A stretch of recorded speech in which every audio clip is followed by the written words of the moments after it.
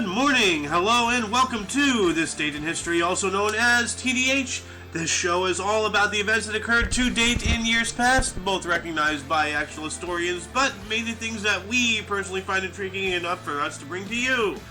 The sources of this information come from the Smart Device application, Today in History, What Happened Today in History, Historical Calendar, and the website onthisday.com. For links to those sources, the music, and anything else potentially interesting that we might even gather throughout the show, check the underbar of the description below. Anyway, I am Aoxander, and today is Tuesday, also known as Tears Day, also known as Tuesday, August 2nd, 2022. A lot of twos today. Hey, August 2nd, you know, the second on the Tuesday. Alright, look at that. Let's see here. What happened on this date in history? Let's start off in the year 1552, in which the Treaty of Passau, Emperor Charles V accepted Lutheran religion. 1610, English explorer Henry Hudson entered the bay, later named after him, the Hudson Bay. Yeah. 1738, France offered Holy Roman Emperor Charles VI mediation in his war against Turkey. How do you mediate a war? You know, unless you're like Switzerland or something, or apparently France. 1776, the formal signing of the U.S. Declaration of Independence by 56 people occurred. This date is most accepted by modern historians. Alright, so this is when it was official, even though it's been read, and all that stuff. 1782, George Washington created the Honorary Badge of Distinction. What is the Honorary Badge of Distinction, you may ask? Because I certainly am asking it, and Google doesn't seem to want us to learn that. Come on. Come on. There we go. Honorary Badges of Distinction are to be conferred to the veteran non-commissioned officers and soldiers of the Army who have served more than 3 years with bravery, fidelity, and good conduct. For this purpose, a narrow piece of white cloth on an angular form is to be fixed to the left arm of the uniform coat. Alright, so it's more like a sash of armor, of honor. 1798, during the Battle of the Nile, British Royal Navy under Admiral Horatio Nelson further decimated the French fleet. Alright, so decimated the French fleet. How do you decimate a decimated? You know, just double decimated. He decimated squared? Did he cube? You know, is he going 3 dimensions with his decimated? 4? You know, like, God. 1802, Napoleon Bonaparte declared consul for life after winning national referendum. As in, he was declared consul for life. Alright. In 1830, Charles X of France abdicated in favor of his grandson, the Duc de Bordeaux. Alright. 1865, Lewis Carroll published Alice's Adventures in Wonderland. Alice in Wonderland. Hey, where's Alice? She should be here for that. Well, she's not, so oh well. 1907, legendary pitcher Walter Johnson, at the age of 19, began his 21-year Baseball Hall of Fame playing career with Washington with the 3-2 loss versus Detroit. Well, that's not a good way to start and all that stuff. A loss. Sounds like a loser to me. 1920, Marcus Garvey presented his Back to Africa program in New York City. Well, that didn't work. 1928, Benito Mussolini signed a peace treaty with Abyssinia, which is today Ethiopia. That's right, he was trying to take over Ethiopia for a while. And they did, just before the outbreak of the Second World War, I believe. 1932, Carl David Anderson discovered and photographed a positron, the first known antiparticle. Oh, well, look at that. That's pretty cool. All the way back in 1932. 2 years later, 1934, Adolf Hitler became Commander-in-Chief of German Armed Forces. Uh-oh. Went from a trench soldier to a Commander-in-Chief. Man. 1940, Clermont-Ferrand sentenced General Charles de Gaulle to death. Ooh. Wow. So I think that's the guy who was in charge of Vichy France. Because Charles de Gaulle was a badass motherfucker. Banff. So, yeah. 1943, Lieutenant John Kennedy's PT boat 109 sunk at the Solomon Islands. Huh. Well, that sucks. So, yeah, because he served on a PT boat. Oh, yeah, he was serving in the war right there. So, yeah. 1945, after 3.5 days of suffering exhaustion, lack of water, and shark attacks in the Philippine Sea, the surviving crew of the USS Indianapolis were spotted by Wilbur Chuck Gwynn, a PV-1 Ventura pilot, on a routine sector search. 316 had survived. Good. 1945, during the Potsdam Conference between Joseph Stalin, Harry Truman, and Winston Churchill, it ended. They were replaced by Clemente Attlee after losing the 1945 general election. Okay, so Churchill got voted out in 1945. Wow, really? Well, that's rude. 1952, 17-year-old future world champion Floyd Patterson won the gold medal in the middleweight division at the Helsinki Olympic Games with a first-round knockout of Romanian Vasile Tita. Yeah, the Punchin' Cowboy. That's what I'm going to call him. 1959, future Hall of Fame first baseman Willie Mccovey hit the first of his 521 Major League Baseball home runs in San Francisco Giants win 5-3 versus Pittsburgh Pirates. Well, good. So, see, that's a winner right there. This is a winner, you know. He doesn't start off his whole thing with a loss. You start it with a win, you know. Come on. 1967, In the Heat of the Night, directed by Norman Jewison, based on John Ball's novel of the same name, starring Sidney Poitier and Rod Stadler, premiered in New York, later to receive the Academy Awards Best Picture of 1968. In 1969, Bob Dylan made a surprise appearance at his 10th high school reunion in Hibbing, Minnesota. But why is that such a surprise? It's his high school reunion. It's like, oh, he actually showed up. It's like, bro, what did you think was going to happen? Like, I mean, nothing really should happen. Fame shouldn't get in the way of stuff like that. But it does, unfortunately. Also in 1969, U.S. President Richard Nixon visited Romania. Alright. 4 years later, 1973, American Graffiti, directed by George Lucas and starring Richard Dreyfuss and Ron Howard, premiered at the Locarno International Film Festival in Switzerland. Huh. Also 1973, future Baseball Hall of Fame third baseman George Brett got his first Major League Baseball hit on debut for the Kansas City Royals in the 3-1 win over Chicago White Sox. Yeah. This guy looks like he's been in the sun a little too long. So. 1981, England cricket all-rounder Ian Botham took 4-11 to end Australia's chase of 151 target. All out, 121 for 29 run defeat in fourth test at Edgbaston. Words, I don't recall them. Like I don't understand what it is I just read. It's just random. It feels like I just read something straight out of Joe Biden's word salad. 1981, Oakland outfielder Ricky Henderson stole his 100th MLB base of the season in a 6-5 win versus Seattle. He became the first to steal 100 twice in modern era. Huh. So he did it again. I'm not going to make a joke. But yeah. 1985, England captain David Gower scored his 5,000th run in Test cricket during the drawn fourth Test versus Australia at Old Trafford. Okay. 1986, Saddam Hussein offered peace in open letter to Iran. Huh. But what were the conditions? That's what I want to know. 1987, Federation Cup tennis final, Steffi Graf and Claudia Kohde-Kilic defeated Chris Evert and Pam Shriver in the doubles as Germany defeated the U.S. 2-1 in Vancouver, Canada.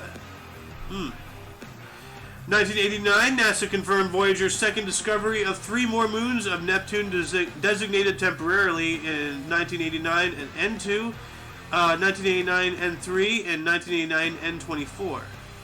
So, why not N4? Why N2 for? That's weird. In 1990, U.S. President George Herbert Walker Bush ordered troops to Saudi Arabia. Yep. Operation Desert Storm on the brewing. Storm is brewing.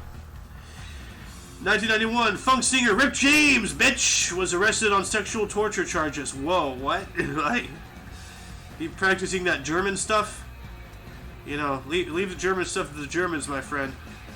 And I know cocaine's a hell of a drug.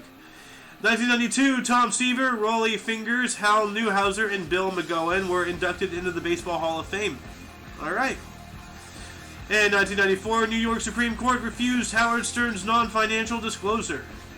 Okay. Alright, Howard Stern, he really fell by the wayside when he went woke, got broke.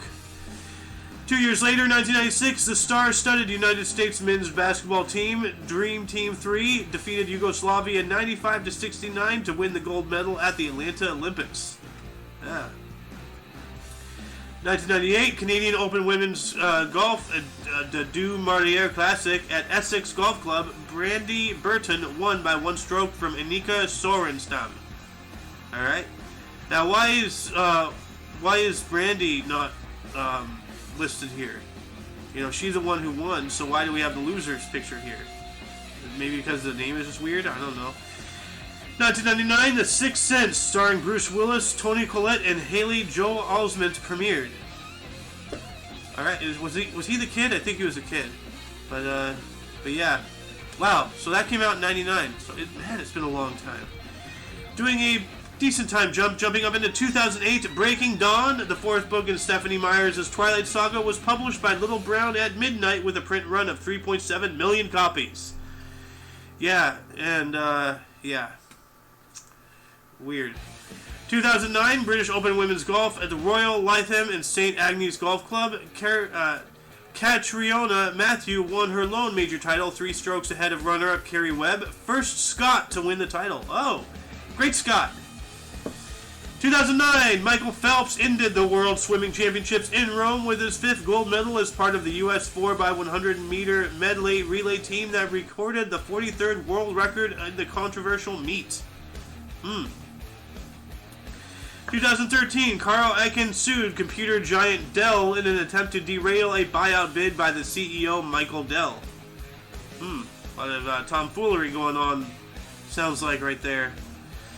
2017, Great Britain's Prince Philip, aged 96, made his final solo public appearance before retiring from public engagements. Ah, man.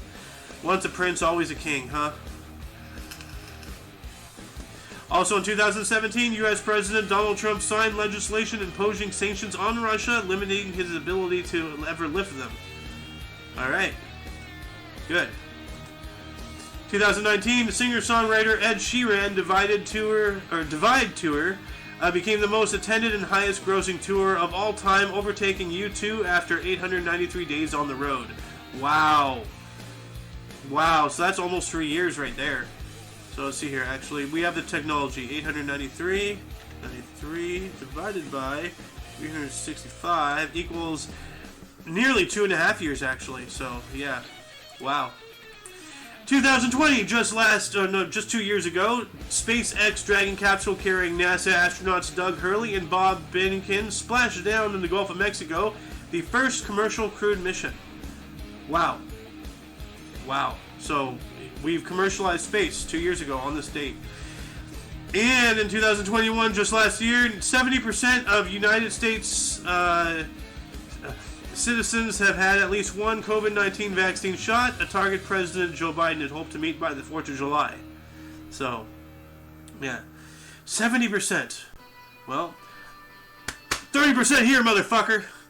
Will always be. I'll never get the Fauci ouchie, I'll never get the jab, I'll never get the poke, I'll never get the prune juice, whatever it is that you want to call it. Fuck your vaccines. Anyway, before we move on into births and deaths, were there any articles that grabbed your attention today? You know, more than most? I'd have to say, this formal signing, as in agreed upon, there's no actual documented evidence of when that occurred. And, Henry Hudson entering the Hudson Bay, that's pretty interesting. And further decimating the French fleet. Yeah, this Horatio Nelson guy, just ruthless. Anyway, jumping on up into births, in 1754 we have Pierre Charles L'Enfant. Was a French-born U.S. architect, or American architect, who laid out Washington, D.C. He was born in Paris, France, dying in 1825. So yeah, this is the guy who designed Washington, D.C., the streets, all the questionable, pictures the streets draw, where everything's positioned, yeah. 1834, we have Frederick Auguste Bartholdi, was a French sculptor. He designed the Statue of Liberty, born in Colmar, France, dying in 1904. Well, look at that. 2 French people who had some incredible influence on the early history of our nation. Wow. 1868, we have Constantine I. He was a king of Greece from 1913 through 1917, as well as 1920 through 1922. He was born in Athens, Greece, dying in 1923. Alright, that's weird. How can you, like, skip being a king for 3 years? Why is there an intermediate period? That's weird. Maybe he was sick for a while? I don't know. 1905, Myrna Loy Williams is a U.S. actress. The Great Ziegfeld, Thin Man in Vanity Fair. Born in Helena, Montana, dying in 1993. And we have Shimon Perez, born on this date in 1923, also known as Szymon Persky. He was a Polish-Israeli Labor Party politician, the president from 2007 through 14, prime minister from 1984 through 86 and 1995 through 96, foreign minister from 86 through 88, 92 through 95, and 2001 through 2002. He was born in Wisniewo, Poland, which is now Vishnyevo, Belarus, dying in 2016. Wow.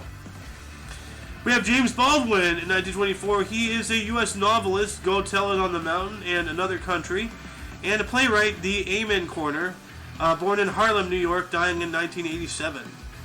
Dang. I hope that picture is doctored, because that looks like a caricature, honestly.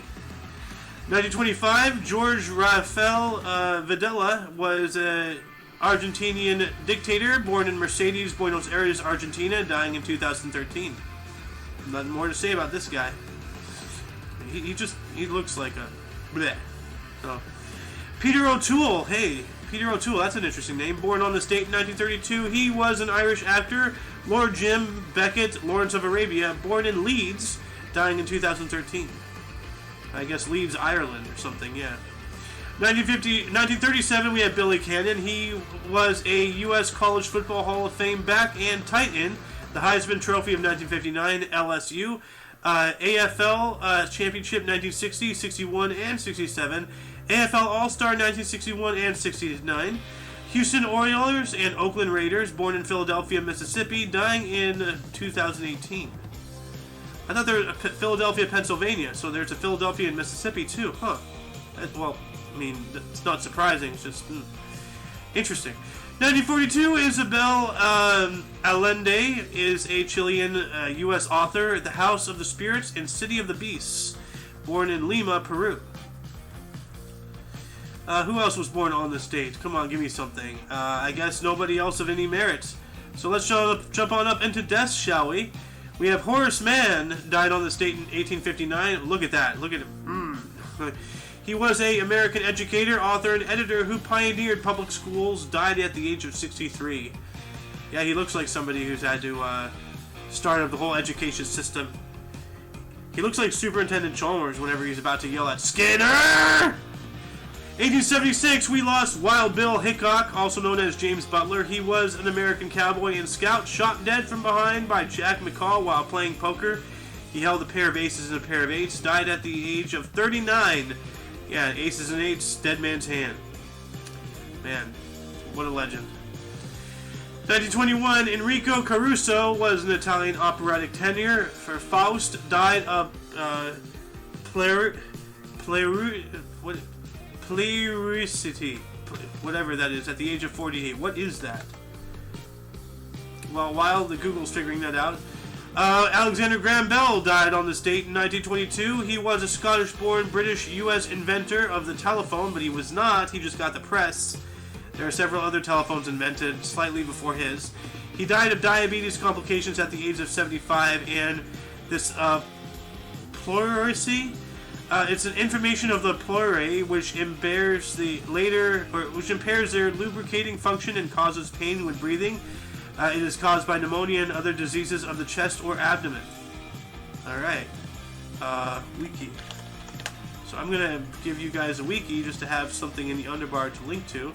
While that's loading in, we have Warren G. Harding, died on this date in 1923. He was the 29th President of the United States, having served from 1921 through 23. He died of a heart attack at the Palace Hotel in San Francisco at the age of 57. Wow. That's young. So, adding this link to a word I cannot pronounce for the life of me. What else happened on this date? Who else died? Paul von Hindenburg. Really? Wow, a lot of big names going down today. 1934, he was a German World War I general and the president of Germany in 1925 through 34. He died of lung cancer at the age of 87. And yeah, dang, the Hindenburg was named after this guy. So, and that went down in flames too. Who else died on this date? William S. Burroughs in 1997. He was a U.S. writer, Naked Lunch, and the Nova trilogy. He was also a visual artist, and he died of a heart attack at the age of 83. And that concludes the show. Once again, you can check the underbar, the description, for any links that you may find interesting, which includes, but is not limited to, everything the Omni Coalition. We're not just on this channel. This is my personal channel if you're watching the actual live show. There's also the Omni Coalition's YouTube. We have a BitChute, Odyssey, Rumble especially. And yeah. Anyway, we stream every day at 10 in the morning Pacific time, which is 11 Mountain, 12 Central, and 1 Eastern. It's also 8 o'clock Hawaiian, apparently. I don't know. Hawaii is 2 hours behind us, or I think they're 3. I don't know. Whatever. Anyway, for all of you and all of us, I am Xander, and you are you. And until you catch us tomorrow, do not forget to look right and left at every intersection, rate 5 thumbs, and subscribe. And until then, toodles! Let's go, Brandon.